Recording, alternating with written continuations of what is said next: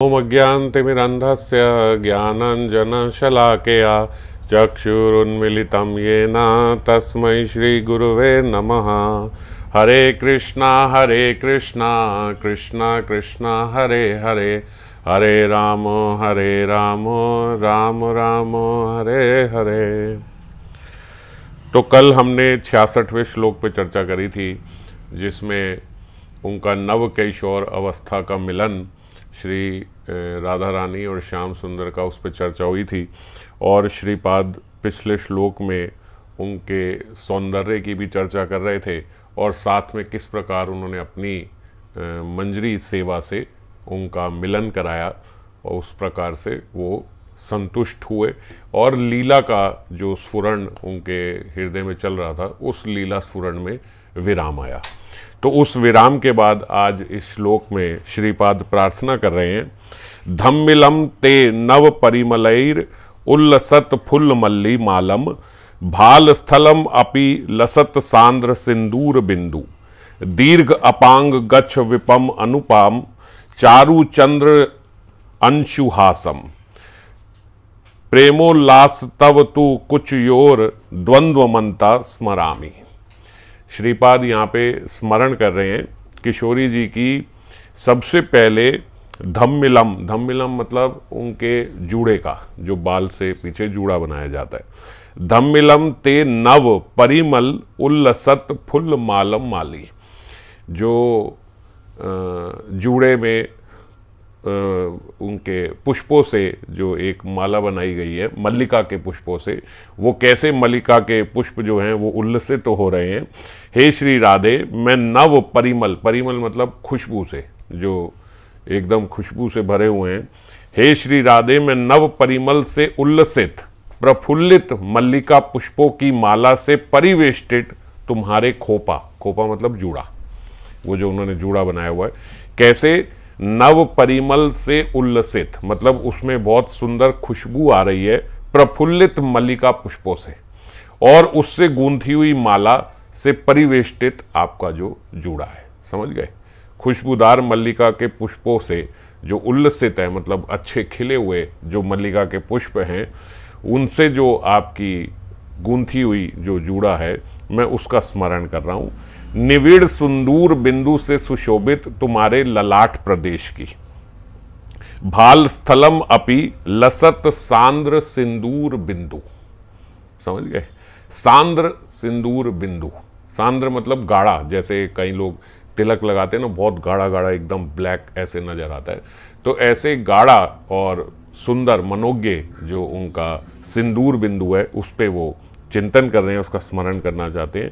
अनुपम दीर्घ अपांग छवि, जो श्रीमती की कटाक्ष है, जो किशोरी जी की दीर्घ अपांग छवि अनुपम, जो उन्होंने जिसकी कोई उपमा नहीं है, ऐसी उन्होंने जो उनको उस समय कटाक्ष नयनों से देखा था पिछली बार जब वो लीला का स्फुरण हो रहा था श्रीपाद को, तो अब वो उसी को स्मरण करना चाहते हैं या स्मरण कर रहे हैं। प्रेमोल्लास पूर्ण चंद्रिका के मधुर हास्य, जो श्रीमती मुस्कुराती हैं किशोरी जी, चारु चंद्र अंशु हासम, वो उनके हंसी का स्मरण कर रहे हैं, और तुम्हारे माधुर्यमय कुछ युगल का ध्यान करता हूं। तो ये ध्यान श्रीपाद कर रहे हैं। जैसे पिछले श्लोक में हमने देखा ना कि उन्होंने उनके स्फूर्ति में उच्छलित सौंदर्य अमृत का आस्वादन किया था, ऐसे बाबा बोल रहे हैं इस श्लोक में अब वो साधक वेश में श्रीपाद उसी सौंदर्य रस की प्रस्तुति कर रहे हैं। हम लोग जैसे होता है ना, एक वीडियो देखा, अब वो वीडियो दूर से देखा तो है तो सुंदर, सब नोट कर रहे हैं, पर जो चीज अच्छी लगी, अगर हमारे पास ऑप्शन है तो हम पीछे जाके उसको जूम करते हैं, फिर है ना, अति ज्यादा जूम करके देखते हैं। तो ये बिल्कुल ऐसे ही है, जैसे एक लीला तो उन्होंने पहले देख ली, जो उनको स्फूर्ति हुई वो लीला तो उन्होंने सारी देख ली।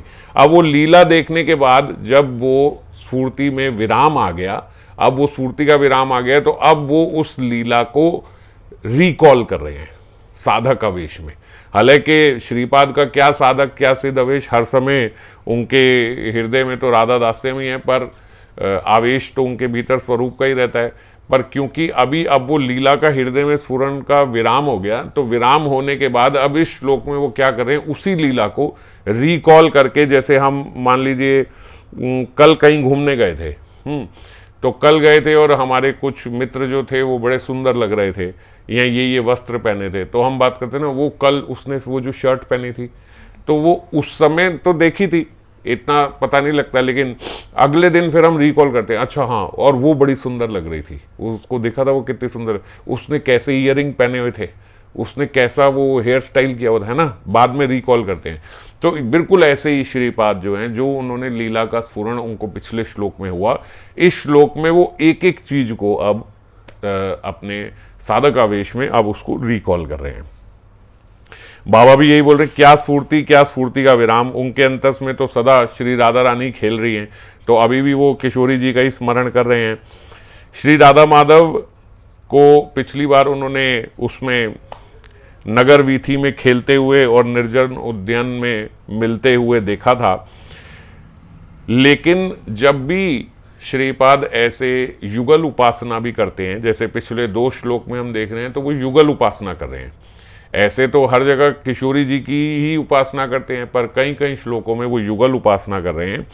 तो तब भी लेकिन इस बात को समझना होगा कि आस्वादन अवश्य युगल माधुरी का है, किंतु निजस्व, उनका जो निजत्व है, जो अपना निजी भाव जो है कि ये मेरी है, ये निजत्व ज्ञान उनका राधा रानी में ही रहता है। तो श्याम सुंदर का जब वो करते हैं स्मरण, तो कैसे करते हैं, राधा रानी के कांत होने के नाते श्याम सुंदर की दृष्टि में मधुर है। श्याम सुंदर उनकी दृष्टि में कैसे मधुर हैं, श्याम सुंदर को वो मधुरता से कैसे देख रहे हैं, क्योंकि वो किशोरी जी के प्रियतम है। इस पे हम पहले भी कई बार चर्चा कर चुके हैं कि जब वो युगल उपासना भी करते तो ऐसे नहीं कि अब वो श्याम सुंदर से भी आकर्षित हो रही हैं मंजरी कि ये भी बड़े सुंदर लग रहे हैं और किशोरी जी, ऐसा नहीं होता। उनका निजत्व भाव जो है वो किशोरी जी में ही होता है, और किशोरी जी के ही माध्यम से श्याम सुंदर प्रिय लग रहे हैं, क्योंकि वो उनके प्रियतम है। राधा रानी के कांत होने के नाते श्याम सुंदर उनकी दृष्टि में मधुर हैं, स्वतंत्र रूप से नहीं है। अगर कहो अच्छा श्याम सुंदर बड़े प्यारे लग रहे हैं, चलो अब कोई एक श्लोक ऐसा आ जाए जिसमें वो किशोरी जी नहीं, बस श्याम सुंदर। अब जैसे देखो, जब रिकॉल कर रहे हैं तो सारे गुण किशोरी जी के, जूड़ा जो उन्हें याद आ रहा है किशोरी जी का, जो सिंदूर बिंदु याद आ रहा है किशोरी जी का, हास्य याद आ रहा है किशोरी जी का, कटाक्ष याद आ रहे हैं किशोरी जी के, और कुछ युगल जो उन्हें याद आए वो किशोरी जी के। तो प्रत्येक अंग और प्रत्येक आभूषण, प्रत्येक रस उनको किशोरी जी का याद आ रहा है। इससे पता लगता है निजत्व तो उनका किशोरी जी में ही है, पर जब किशोरी जी के प्रिय श्याम सुंदर हैं तो इसलिए स्वतंत्र भाव से श्याम सुंदर की सेवा या उपासना नहीं, उनकी इसी भाव से कि वो उनके कांत है, किशोरी जी के कांत मिलन के स्वरूप श्री राधा के सौंदर्य माधुर्य में जो उछलन आता है वह किंकरी को परम आस्वाद्य है। जो किंकरी का वो श्रृंगार भी करते हैं, या किंकरी को जो किशोरी जी का श्रृंगार करते हैं, उन्हें लेके जाते हैं, और उसके फल स्वरूप श्याम सुंदर की प्रसन्नता होती है। और श्याम सुंदर को प्रसन्न देख के जो किशोरी जी के भीतर फिर उनके सौंदर्य माधुर्य का उछलन आता है, जो उनको देखो, कोई प्रेमिका किस लिए सजती है कि उसका प्रेमी उसको अप्रिशिएट करे, उसके प्रेमी को अच्छा लगे। तो जब उसके प्रेमी को अच्छा लगता है तो उसका वो सारा श्रृंगार जो है वो सफल हो जाता है। अब यहाँ पे सब दिव्य है, तो किशोरी जी का जो श्रृंगार है वो सौंदर्य माधुर्य जो है वो भी उछलित होता है। इसमें हम देखेंगे जैसे आगे अभी जब ये जूड़े की चर्चा होगी कि जब विलास का समय आता है तो बोलते हैं जो जूड़े के पुष्प हैं वो भी थोड़े ढीले पड़ जाते हैं, है ना, कि अब बाल खुलेंगे तो वो भी थोड़े अपने आप को उल्लसित होके प्रफुल्लित होके जो पुष्प हैं वो भी ढीले हो जाते हैं। यहाँ जब हम एक लीला, जैसे आजकल ये दामोदर लीला, दामोदर मास ही चल रहा है, दामोदर लीला का हम श्रवण करते हैं, तो बताते हैं कि यशोदा माता जब श्याम सुंदर के पीछे पीछे भागी बाल गोपाल के, वो सोटी लेके उनको मारने के लिए, तो जब वो पीछे पीछे भाग रही थी तो जो उनकी कवरी में जो पुष्प थे या जो उनके जो जूड़े में पुष्प थे, वो बोलते वो सारे पुष्प नीचे गिरने लग गए, और पुष्प ये सोच के नीचे गिरने लग गए कि माता भाग रही है तो हमारा भी भार ढो के भाग रही है, हमारा भार कम से कम उनको ना पड़े, ये सोच के जितने उनकी जो केशों में जितने गूंथे हुए पुष्प थे या उनकी जो कवरी में जो पुष्प थे या उन्होंने जो पुष्पों की माला अगर पहन रखी थी, वो सारे पुष्प निकल के गिर गए कि हम उनको जो होता है ना लाइट वेट, अब भागना है तो जरा आदमी शर्ट वर्ट भी उतार के भागता है जब तेजी से भागना है, तो इस प्रकार से तो सब दिव्य है। तो ऐसे ही किशोरी जी की भी जो गूंथी हुई माला है वो भी उल्लसित होकर थोड़ी ढीली हो जाती है जूड़े की। तो धम्मिलम ते नव परिमल उल्लसत फुल्ल मल्ली मालम, पहले ये इनका चिंतन कर रहे हैं।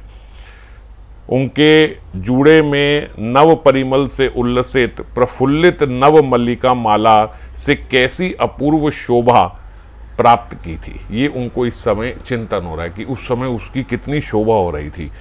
ये महाभावमयी राधा रानी का केश पाश विश्व के केशों की तरह, जैसे हम लोगों के जो केश होते हैं उसकी तरह ये विकार मात्र नहीं है।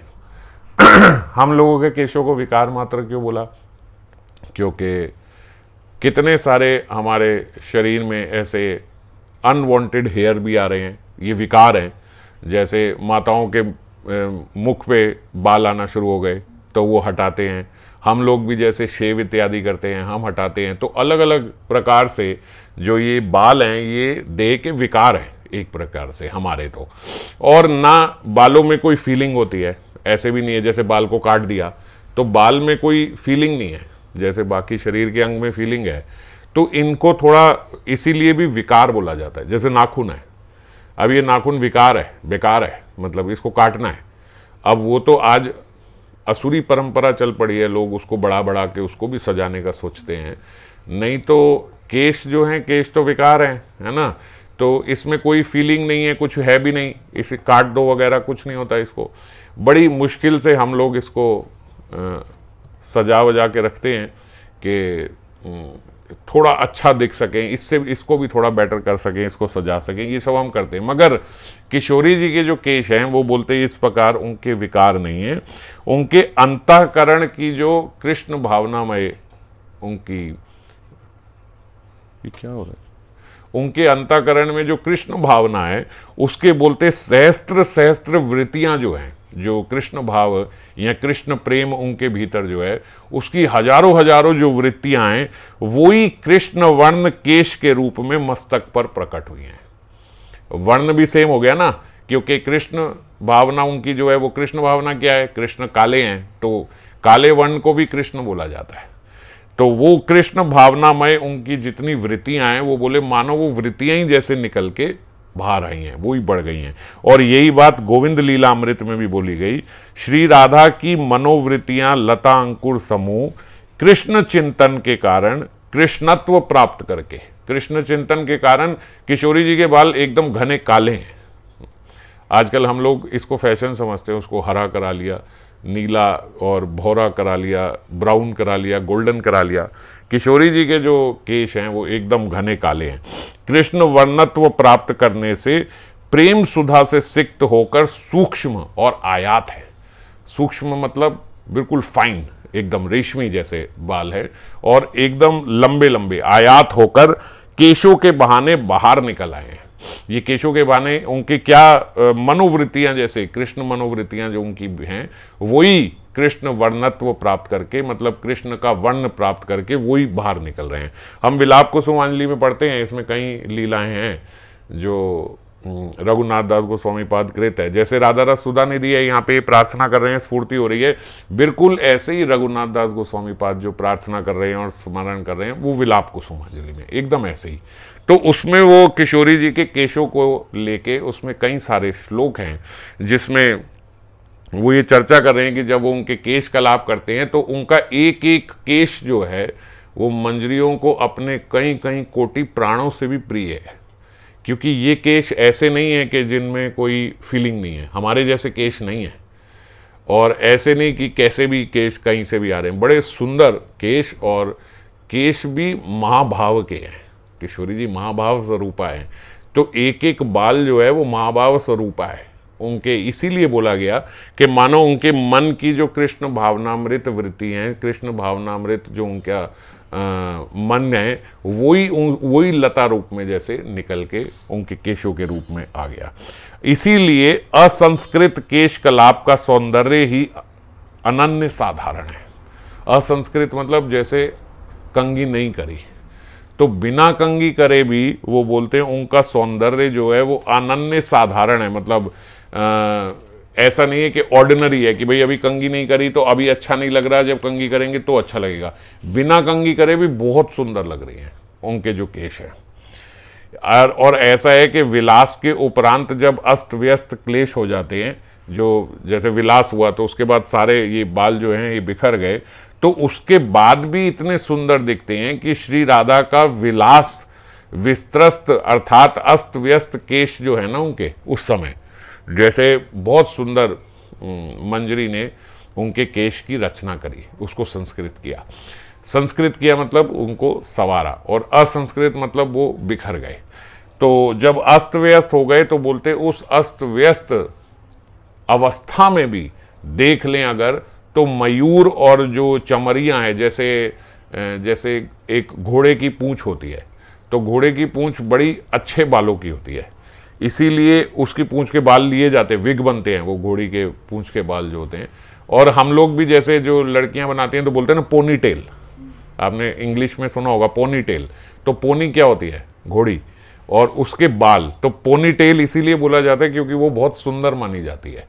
तो वो बोलते हैं वो सारी जब वो देख लेती हैं, और यहाँ और मयूर पुच्छ, मयूर के जो पुच्छ है, मयूर पुच्छ एक्चुअली वही मयूर के पंख हैं जिसको हम मयूर पुच्छ बोलते हैं। तो वो बड़े सुंदर, ये दोनों अपनी अपनी श्रेणी में बहुत सुंदर माने जाते हैं।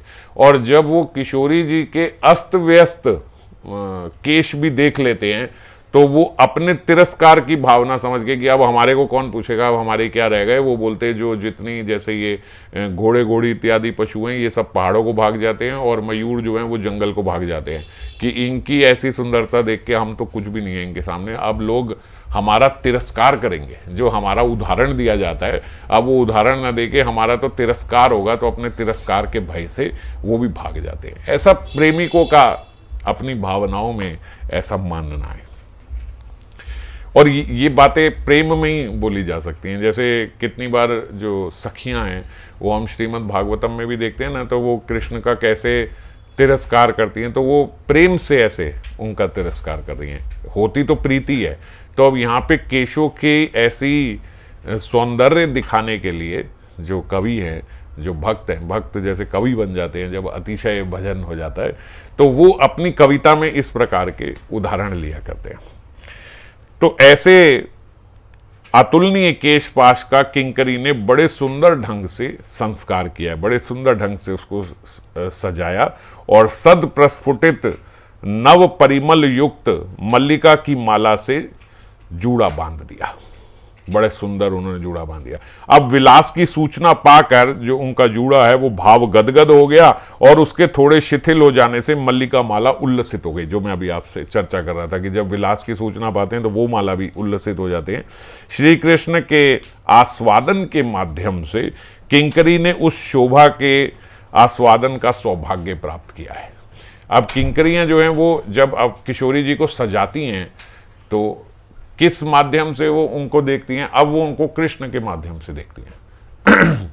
कृष्ण को वो स्वतंत्र रूप से नहीं देखती। अभी हमने देखा कि कृष्ण को जो सेवा करती हैं वो किशोरी जी के माध्यम से करती हैं, और जो किशोरी जी की सौंदर्य का जब वो विवरण करते हैं, जैसे हमने बहुत सुंदर किशोरी जी को सजाया, तो सजाया किसके लिए? श्याम सुंदर के लिए, है ना।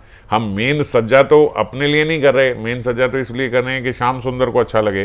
तो इसीलिए जब उनके सौंदर्य का विवरण करते हैं तो उसी प्रकार से करते हैं जैसे हम लोग अपनी किसी सखी को सजाएं जिसकी शादी होने वाली है, तो हम ऐसे बोलते हैं ना कि जब देखियो वो देखेगा ना तेरा पति तो देखता रह जाएगा, हम ऐसे ही बोलते हैं ना।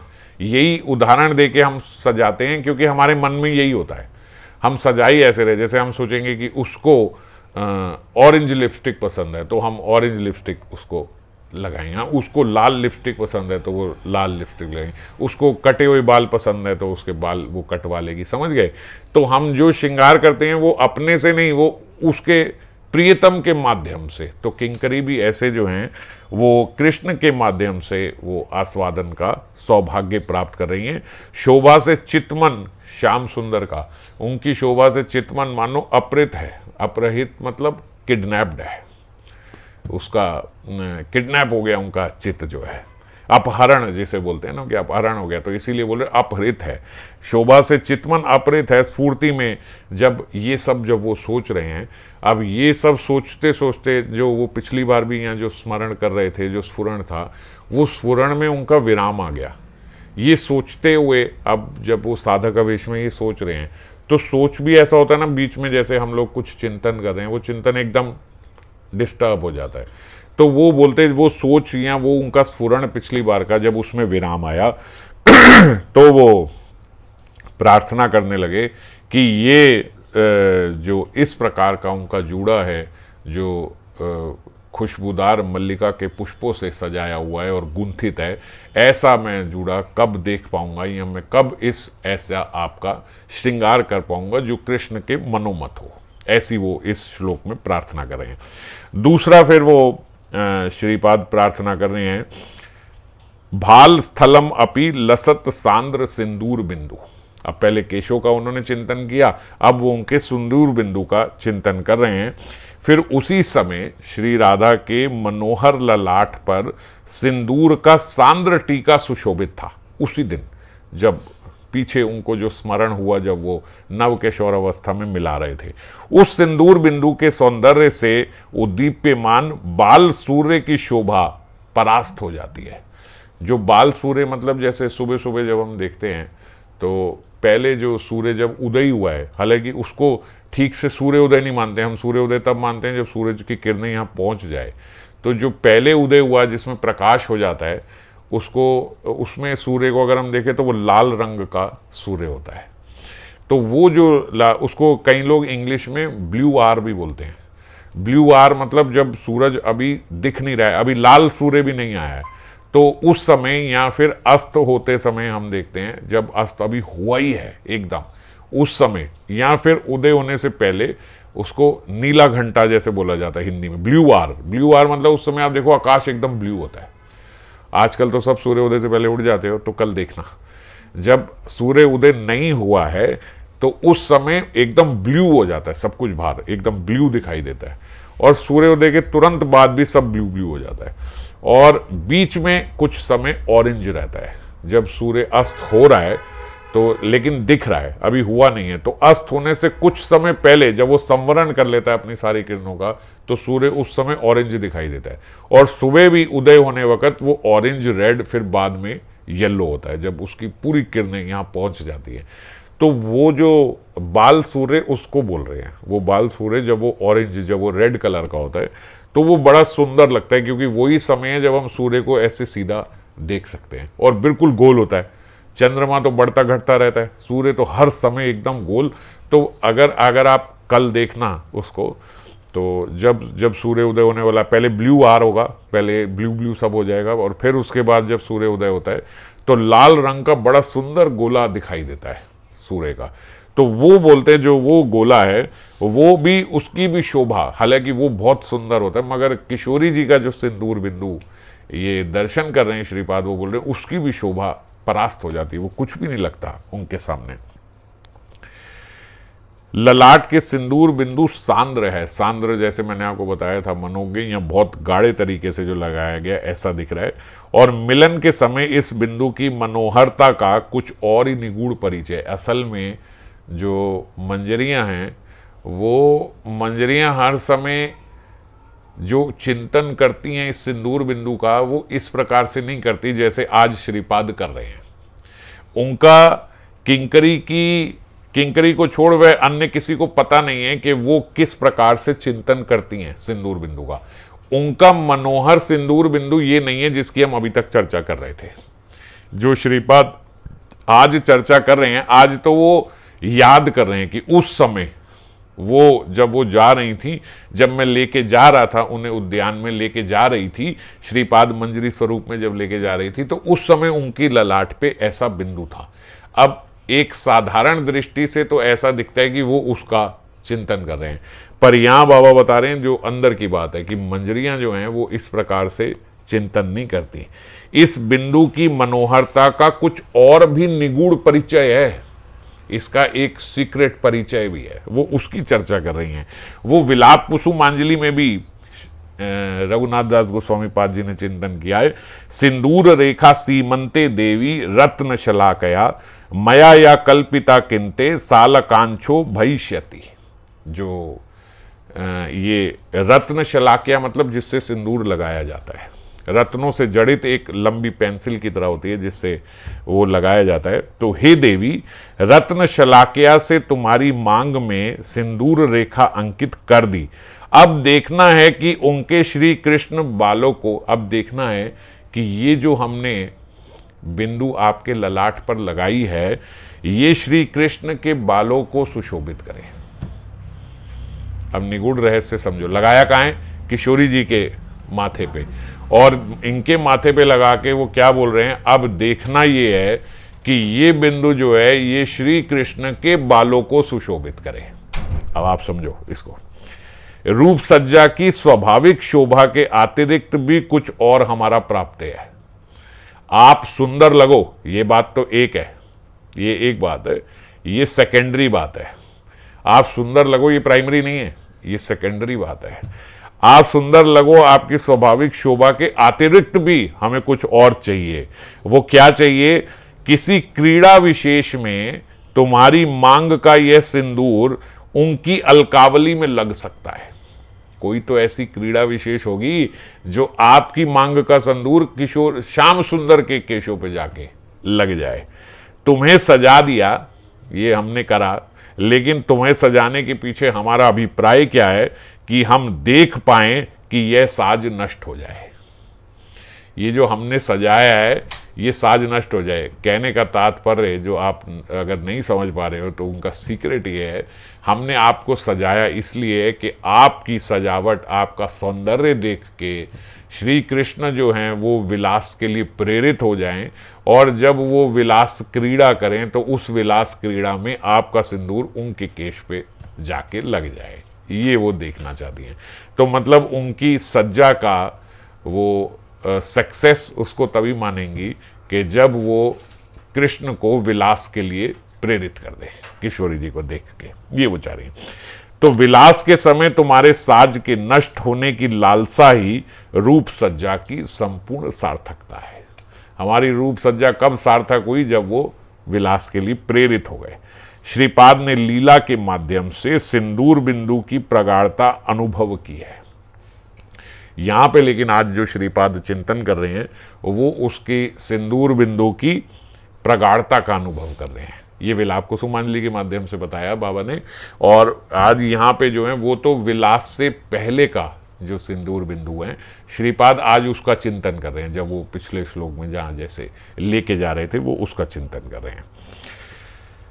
और कब मैं उसको साक्षात देख सकूंगा और कब मैं आपको दोबारा ऐसे ही सुशोभित कर पाऊंगा, मैं आपको ऐसे ही अलंकृत कर पाऊंगा, मैं कैसे आपकी रूप सज्जा का ऐसा श्रृंगार कर पाऊंगा, फिर ऐसा प्रार्थना कर रहे हैं श्लोक में कि मैं कब ऐसी मेरी अवस्था फिर होगी कि मैं फिर आपके वही दर्शन कर पाऊंगा। तीसरा, जब उन्होंने ये करा तो दीर्घ अपांग छवि अनुपम। अब उन्होंने उनकी जो श्रीमती ने बड़े भावयुक्त होकर उस समय जो श्याम सुंदर के प्रति कटाक्षपात किया था, विरह दशा में श्रीपाद उसी कटाक्ष के निरूपम सौंदर्य की बार बार याद कर रहे हैं कि वो किशोरी जी ने, जैसे अब मिले ही थे ना, पिछली बार हमने चर्चा करी थी कि अभी नव युवक हैं, अभी तो मिले ही हैं नव किशोर अवस्था में, तो जैसे ही मिले तो किशोरी जी ने उनके प्रति कैसा कटाक्षपात किया, श्याम सुंदर ने भी किया था, किशोरी जी ने कैसा, अब उनको किशोरी जी का याद आ रहा है कि किशोरी जी ने कैसा कटाक्षपात किया था जिससे श्याम सुंदर अर्चित हुए थे।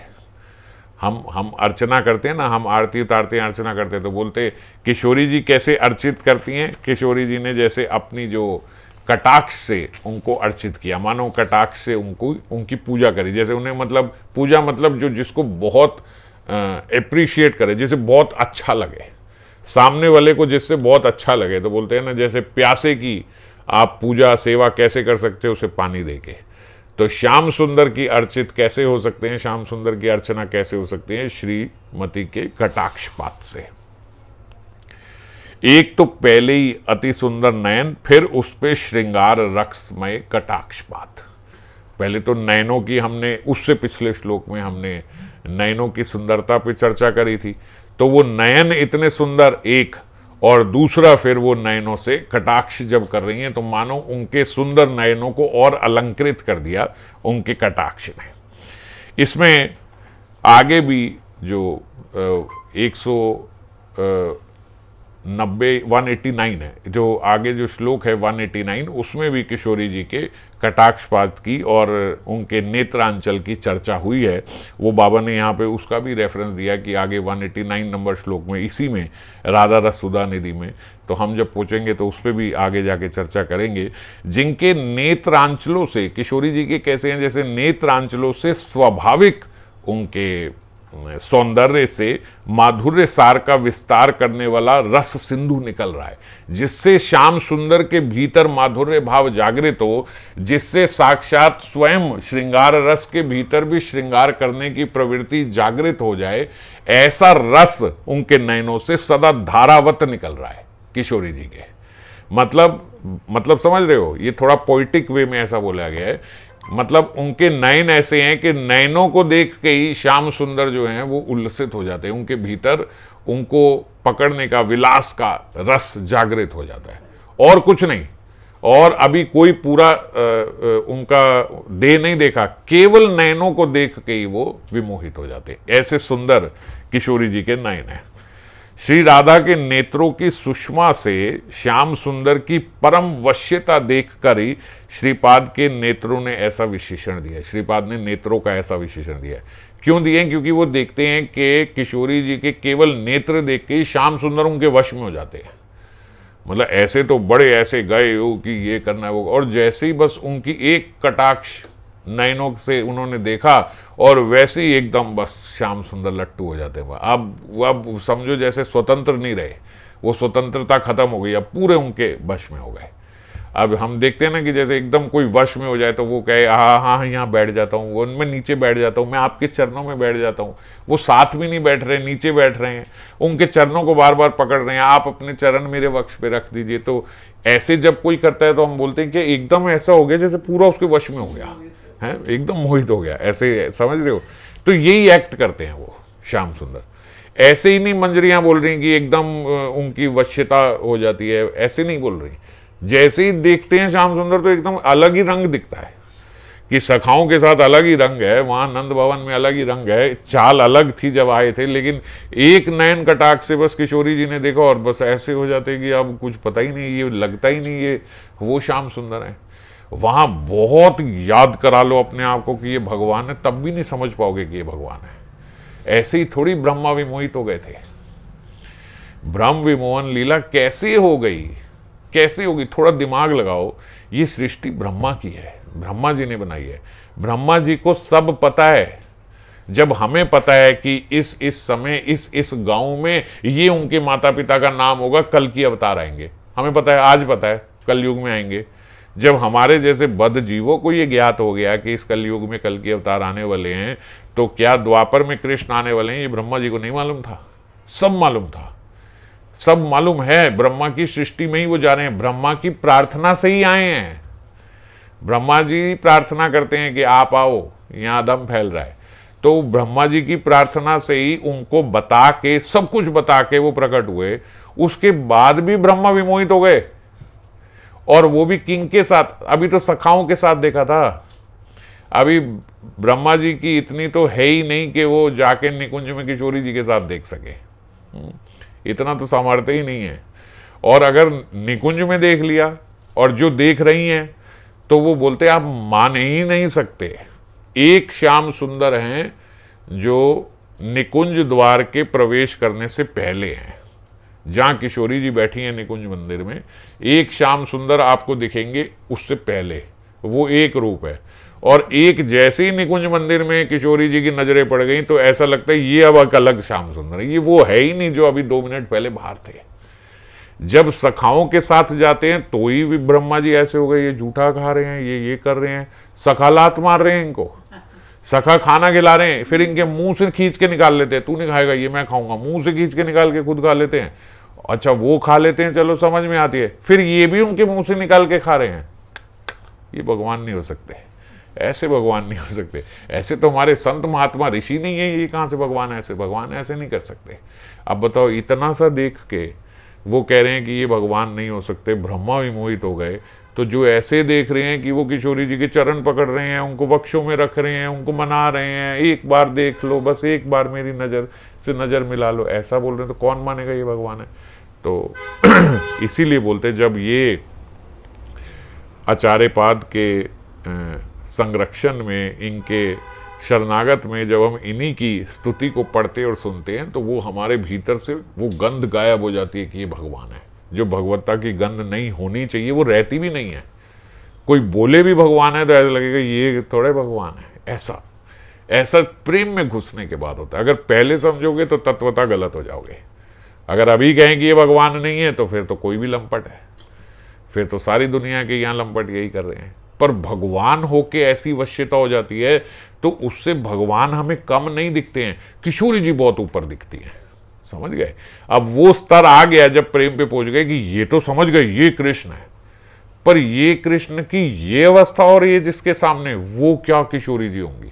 तो वो किशोरी जी अब हम अगर अभी देखते हैं तो क्या होता है, कृष्ण को नीचे अच्छा ये भगवान, ये तो कुछ भी नहीं है। इसलिए तत्व से पहले बताया जाता है ये इस लेवल पे भगवान है। अब देखते हैं किशोरी जी यहाँ है। ओह, किशोरी जी क्या होंगी जो भगवान को अपने वश्य में रखती है, भगवान की वश्यता रहती है उनके भीतर। तो वो किशोरी जी क्या होंगी और किससे वश कर लेती हैं? केवल नेत्रों से। और किसी से भी कर सकते हैं, लेकिन नेत्र क्या है कि आप हाथ की एक रीच है यहां तक जाएगा, पैर की एक रीच है यहां तक जाएगा, खुशबू की एक रीच है यहां तक जाएगी। नेत्र सबसे दूर तक चले जाते हैं। नेत्र देख लिए, वो बहुत दूर तक भी नेत्रों ने देख लिया है ना। हमारे शरीर के अंग के कंपैरेटिवली तो नेत्र बहुत दूर तक चले जाते हैं। तो वो बोलते दूर से ही बस किशोरी जी के नेत्र, क्योंकि उनके नेत्र जब स्फुरण होते हैं तो वहां नेत्र से प्रकाश भी होता है। ये दिव्यता है। अभी धीरे धीरे अभी तो आगे बढ़ेंगे तो आप देखोगे कि किशोरी जी जैसे निकुंज मंदिर में गई तो कई जगह ऐसे आया कि निकुंज मंदिर में जिधर जिधर किशोरी जी देख रही हैं वो जगह प्रकाशित हो रही है, उनके नयनों से ऐसा प्रकाश निकलता है। और श्याम सुंदर को देख के तो जैसे किशोरी जी के पास एक कला है कि वो माता पिता के लिए खाना बना रही हैं तो वात्सल्य रस से पूर्ण हो जाएगा, सखियों के लिए बना रही है तो साख्य रस से पूर्ण हो जाएगा, श्याम सुंदर के लिए बना रही हैं तो माधुर्य रस से हो जाएगा। तो ऐसे ही उनके नेत्र हैं।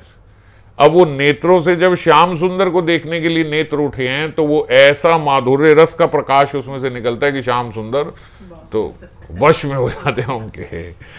ऐसे तो ऐसी किशोरी जी की नयन सुषमा है जब वो देख रही हैं। तो कभी कभी यह द्वारका की जो महिषियां हैं, जो वहां की पत्नियां हैं, वो बुद्धिपूर्वक कृष्ण को वशीभूत करने के लिए कटाक्ष आदि करती हैं। वो सोच के करती हैं कि आज इनको ऐसे कटाक्ष से देखेंगे तो कृष्ण हमारे वशीभूत हो जाएंगे। तो बोलते हैं यहाँ वो नहीं है, यहाँ स्वाभाविक है, यहाँ बुद्धि लगा के नहीं करना पड़ता कि आज ऐसे ऐसे बना के ऐसे करके देखेंगे तो वो हो जाएगा। वो ट्यूशन लेनी पड़ती है कि आज इस तरीके से कटाक्ष से देखेंगे तो वो श्याम सुंदर को बहुत अच्छा लगेगा। नहीं, यहाँ ये नहीं है, यहाँ स्वाभाविक है। तो ये वो भी आती है, वो भी बताया गया कि द्वारका में महिषियाँ ऐसे कटाक्ष करके देखती थी और वो कृष्ण को प्रिय लगता था। वो अलग बात है, वो बनाया जाता था, वो करा जाता था, वो अभिनय सोच के किया गया है पहले। मगर यहाँ सोच के नहीं, यहाँ तो ऐसे बस ऐसे देखा, वही कटाक्ष से वो श्याम सुंदर उनके वश में हो गए। और श्रीमती की स्वाभाविक दृष्टि से मादन रस का जो उपचार निसृत हो रहा है उससे अप्राकृत नवीन मदन आत्महारा हो जाते हैं जो इनके भीतर से निकल रहा है। किंकरी दो प्रकार से ये अनुभव कर रही है। एक तो साक्षात भाव से एक तो ये देख रही है, और दूसरा श्याम सुंदर के अनुभव के माध्यम से दो प्रकार से, एक तो वो साक्षात देख रही है कि ये है, और दूसरा श्याम सुंदर के माध्यम से देखने का प्रयास। श्याम सुंदर कैसे हो जाते हैं, तो ये सोच के जब वो देख रही है तो उनके माध्यम से देख रही है। और जब श्याम सुंदर, अच्छा इनके ये हैं भी दो, जैसे दो प्रकार से प्रकाशित हो रही हैं जब श्याम सुंदर को देखते हैं। एक तो माधुर्य रस निर्झर हो रहा है, और दूसरा उनके बोलते इतने आर्द्र हैं उनके नेत्र कि जब श्याम सुंदर श्रृंगार रस का आस्वादन करना चाहते हैं तो उनकी उस भावना की पूर्ति के लिए राधा रानी के नयन कटाक्षों से करुणा बरसती है। और जब वो अपनी मंजरियों को भी देख रही हैं तो उनके नयन मंजरियों ने कई जगह प्रार्थना ऐसी भी करी है, ये राधा रस सुधा निधि में ही आगे आएगा, कि उनके अति आर्द्र नेत्र है कि वो मंजरी को बस ऐसे देख लिया तो बस बोलते, मंजरी कहती जैसे बस मुझे देख लिया तो आज ऐसा लगता है जैसे कितना कोटि कोटि वात्सल्यपूर्ण आज किशोरी जी की कृपा प्राप्त हो गई, क्योंकि उस समय उनकी नेत्रों से करुणा बरस रही है जब वो देख रहे हैं। और मंजरियां कहती है कि ये करुणा उनकी श्याम सुंदर के प्रति भी होती है कई बारी। कैसे श्याम सुंदर के प्रति भी होती है आगे भी आएगा, जैसे उनकी अभी उनके हास्य की अभी चर्चा होगी तो उसमें भी आएगा। तो दो तरीके से, एक नयनों से करुणा भी निकल रही है और उसी समय नयनों से माधुर्य रस भी निकल रहा है, इसलिए इसको ऐसा बोला कि ये दीर्घ अपांग छवि अनुपम। समझ गए क्यों ऐसा है कि इसकी उपमा नहीं दी जा सकती? इसीलिए क्योंकि अलग अलग रस उनके नयनों से निकल रहे हैं और एक ही समय पे दो रस कृष्ण के लिए निकल रहे हैं। करुणा भी निकल रही है, प्रेम भी निकल रहा है, माधुर्य भी निकल रहा है उसी समय। तो अगली फिर उन्होंने जो चर्चा करी, जो उन्होंने स्मरण किया, चारुचंद्र अंशु हासम। चारुचंद्रांशु हासम, जो उनका हास्य है वो कितना सुंदर है। मृदु मृदु हास ललित मुख मंडल कृत शशि बिंब विड़ितांब। ये संगीत माधव में भी ये बात बोली गई है। चंद्रमा की किरण माला, तो बाहर जो जगत है वो उसको अलौकिक करने में समर्थ है, लेकिन श्री राधा की जो हास्य कौमुदी है वो श्याम चांद के नैराश्य और अंधकारपूर्ण हृदय को भी स्निग्ध और अलौकिक कर देती है। इस बात को दोबारा सुनो, आपको अजीब नहीं लगा तो ये बड़ी अजीब बात है। जो बाहर का चंद्रमा है वो तो बोल रहे हैं जो बाहर की रात्रि है, जो बाहर का अंधेरा है उसको प्रकाशित करता है, पर किशोरी जी का जो हास्य है वो श्याम सुंदर के नैराश्य और अंधकारपूर्ण हृदय को भी प्रकाशित कर देता है। अब बात तो ठीक है, लेकिन श्याम सुंदर के हृदय को ऐसा क्यों बोला गया कि श्याम सुंदर का हृदय नैराश्य और अंधकारपूर्ण है? श्याम सुंदर का हृदय भी अंधकारपूर्ण हो सकता है क्या? उनके हृदय में भी निराशा हो सकती है? तो बोले हाँ हो सकती है। निराशा और अंधकारपूर्ण हृदय श्याम सुंदर का कैसे होता है? बोलते जब किशोरी जी मान में बैठी होती है, जब किशोरी जी मान में चली जाती हैं और श्याम सुंदर उनको आज मना नहीं पा रहे और किशोरी जी मान में है, तो अब उनके हृदय में निराशा आ जाती है कि आज क्या हो गया, आज किशोरी जी मान ही नहीं रही है, आज तो बात बन ही नहीं रही है, कोई पैतरा चल ही नहीं रहा है। और यही निराशा और उनके हृदय में जब अंधकार भर जाता है तो स्वयं श्याम सुंदर प्रार्थना करते हैं, मानिनी राधा के चरणों में बैठकर आनंद घन विग्रह श्याम सुंदर प्रार्थना कर रहे हैं, यदि तुम एक बात भी कहो, कुछ भी कहो। ऐसा जब किशोरी जी मान में हो जाती है ना तो अपने मुख पे इतना बड़ा घूंघट ले लेती हैं और मुख मोड़ के बैठ जाती हैं। तो श्याम सुंदर अब जब कुछ नहीं बात बनी, आज तो अतिशय मान में है, बहुत ट्राई कर लिया लेकिन कोई बात नहीं बनी, तो वो उनको बोलती है अच्छा आप ऐसा करो किशोरी जी, आप मेरे से कुछ भी कहो, मुझे बुरा कहो, गाली दो, कुछ भी कहो। क्यों? क्योंकि तुम्हारी सुंदर दंतावली की कौमुदी से मेरे हृदय का नैराश्य तिमिर नष्ट हो जाएगा। आपके जो दंतावली है ना, जो आपके दांत हैं, मैं केवल बस आपके बोलने से उनका दर्शन कर लूं तो उनका दर्शन करने से ही मेरे हृदय का जो ये निराशय है, जो मेरे हृदय में अंधकार आ गया है, वो दूर हो जाएगा। जब ये बात वो बोलते हैं तो बोलते हैं, ये सुनते ही किशोरी जी मुस्कुरा दी। जैसे ही उन्होंने ये सुने वो मुस्कुरा दी और बस मुस्कुराते ही उनका भी मान खत्म हो गया और श्याम सुंदर के भी नैराश्य और अंधकारपूर्ण हृदय में प्रकाश आ गया। समझ गए? तो लीला के माध्यम से ही वो ये बात याद कर रहे हैं। श्री कृष्ण के अंतर में आनंद की तरंग उठाने की सामर्थ्य प्रेम को छोड़ और किसी वस्तु में नहीं है। तो इसीलिए बोलते जो किशोरी जी का केवल ऐसे नहीं कि बस हम कहने जी हमारे भी बड़े सफ़ेद दांत है, तो क्या हम भी जब श्याम सुंदर के सामने मुस्कुराएंगे तो उनको अच्छा लगेगा, तो उनका भी उससे भी क्या उनके हृदय का अंधकार खत्म हो जाएगा? तो ऐसा नहीं है। ये महाभाव की स्वरूपणी है जो किशोरी जी हैं। श्याम सुंदर को प्रेम के अलावा कोई सामर्थ्य नहीं है जो श्याम सुंदर को उनको वश में कर सके। केवल प्रेम के ही वश में वो होते हैं। तो अतिशय किशोरी जी से ज़्यादा कौन प्रेम कर सकता है? तो प्रेम तो है ही है, और प्रेम और माँ भाव नहीं, ये सारे अंग इतने सुंदर कर दिए, समझ गए? तो अगर आपको भी ऐसी अवस्था में आना है कि आप सेवा कर पाओ, या आप उनकी, देखो डायरेक्ट तो हमारा ऐसा भाव है नहीं कि हम श्याम सुंदर को इम्प्रेस करने के लिए कुछ करें, मगर हमारी ऐसे रूप की शोभा भी हो जाए जिससे हम जिस रूप से सेवा कर सके, जिससे हम युगल सेवा कर सके।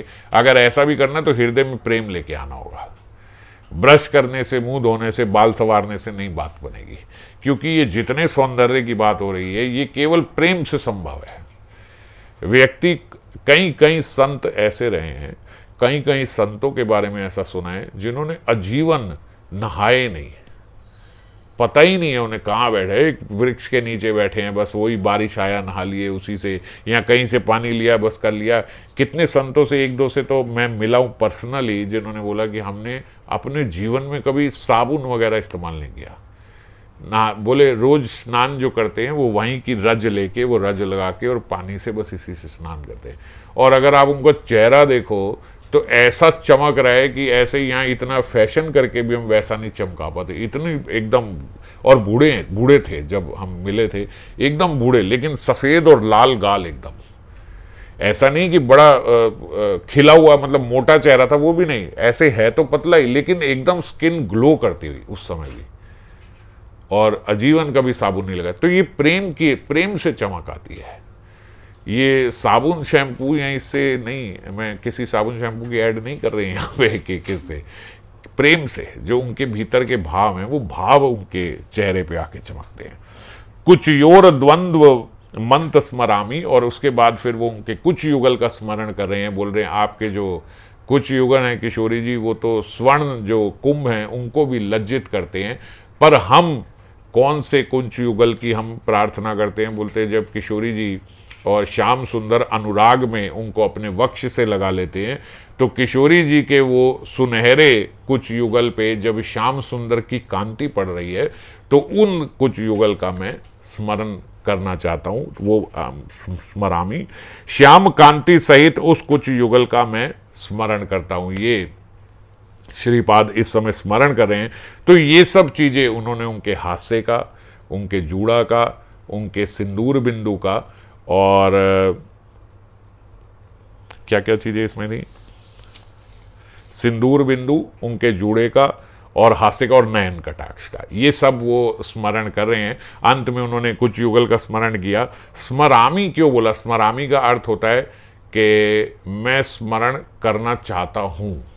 तो लेकिन श्रीपाद तो ऐसी अवस्था में नहीं है जहाँ वो ऐसा याद करके कहें कि ये चीज़ें मैं स्मरण करना चाहता हूँ। ये तो स्मरण आ रही हैं। जैसे हमने कोई मूवी देखी, या हम जैसे बोलते हैं कि हम कल किसी पार्टी में गए, तो आज स्वाभाविकता हमें वो स्मरण होती है। स्वाभाविकता, हम ऐसे नहीं करते ना कि कल मैं वो देख आया हूँ, अब आज मैं उस पर स्मरण करना चाहता हूँ, है ना। वो तो स्वाभाविकता हमारे ध्यान में आ रही है, जैसे इनके ध्यान में स्वाभाविकता आ रही है। फिर भी वो बोलते हैं, उन्होंने ऐसा इसलिए बोला क्योंकि हम जैसे साधक को ऐसी प्रार्थना करनी चाहिए। वो हर चीज़ इसीलिए ये लिपिबद्ध भी की गई है कि हम ऐसी प्रार्थना करें। तो हमारे लिए उन्होंने ऐसा स्मरामी बोला। स्मरण प्रवृत्त साधक इस बात की ओर लक्ष्य रखे। किस बात की ओर? कि हमारे लिए ये बात बोली गई है। आचार्य पादों के अनुगत में स्मरणांग की साधना से साधक क्रमशः माधुर्य का अनुभव प्राप्त करता है। हम लोग ये माधुर्य कब प्राप्त करेंगे? जब हमारे स्मरण में आएगा। बात फिर वही है, बहुत लंबी हो जाएगी। मैं अभी शॉर्ट में आपको ये बात बता रहा हूँ जो हमने पहले भी चर्चा करी थी, कि मन लगा के साधना करनी होगी। अगर मन नहीं लगा, अगर ये हमारे स्मरण में ये सब नहीं आया, या हमने ये स्मरण करते हुए अपनी साधना नहीं करी, तो फिर हम अपनी साधना में एक लेवल के बाद उससे ऊपर नहीं जा सकते हैं। अगर हमें स्वरूपावेश में जाना है तो हमें मन लगा के ये स्मरण करना होगा, उसे स्वामिनी का रूप गुण लीला जीवन को सर्वस्व लगे, ऐसा मानना होगा। स्मरण करते करते करते एक ऐसी अवस्था आ जाए कि स्वामिनी की रूप गुण लीला जीवन का सर्वस्व लगने लगे, कि बस यही है। जैसे कल हम बात कर रहे थे कि ये अभिमान हो जाए, इतना अपनापन हो जाए, यही योग्यता चाहिए ना उनकी कृपा प्राप्त करने के लिए। वही बात फिर यहाँ पे वही बात आ रही है जिस पे हम चर्चा कर चुके हैं कि ये हमें हमारे जीवन का सर्वस्व लगे, बस यही है। किशोरी जी मेरी हैं, स्मृति की प्रगाढ़ता में साधक को ऐसा लगेगा कि मैं साक्षात लीला देख रहा हूं। जब स्मरण आपका धीरे धीरे धीरे धीरे धीरे धीरे प्रगाढ़ हो जाएगा तो आपको ऐसा लगेगा कि मैं साक्षात ये लीला देख रहा हूं, ये मेरे सामने हो रही है, मैं साक्षात ये सेवा कर रहा हूं। उस समय ये आभास नहीं रहता कि मैं स्मरण कर रहा हूं, ये नहीं लगता बिल्कुल भी।